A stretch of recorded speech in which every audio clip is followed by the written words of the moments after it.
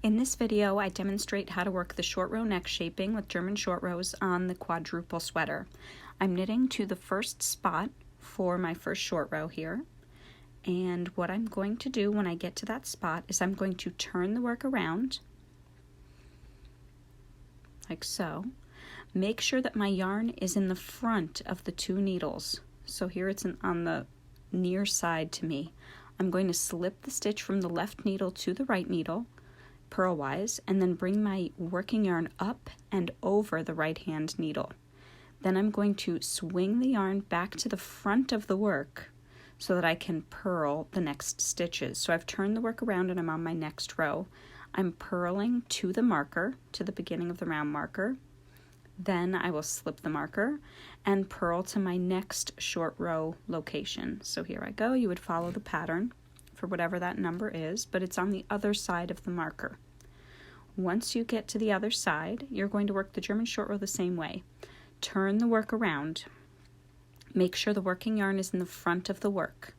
With the right hand needle going purlwise into the stitch, slip the stitch from the left needle over to the right needle. Then bring the working yarn up and over the right hand needle, thereby creating a doubled stitch. This is the German short row.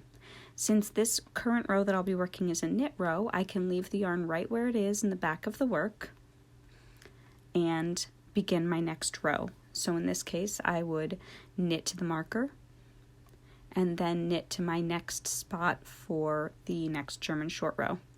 So here we go. I'm knitting to the next German short row spot.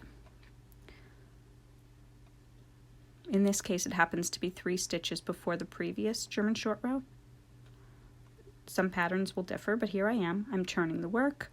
With the yarn in the front, I slip the stitch from the left needle over to the right needle, bring the yarn over the top of the right hand needle, and then swing it all the way back around to get to a purl stitch. So I've got a nice doubled stitch there where my short rows are.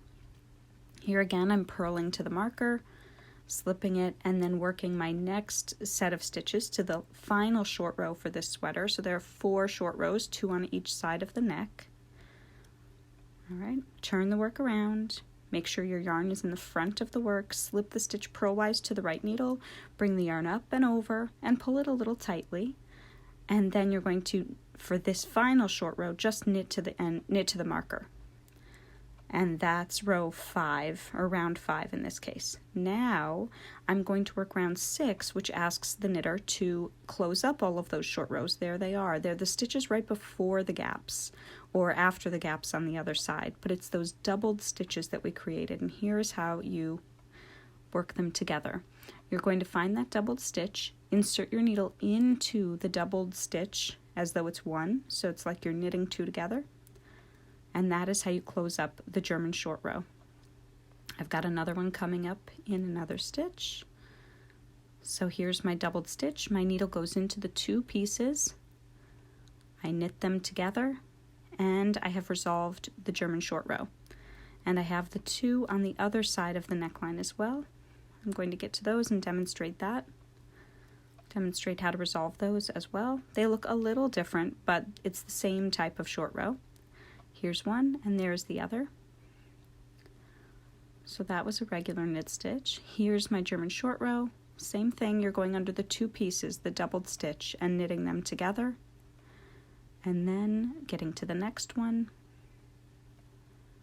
Here we go.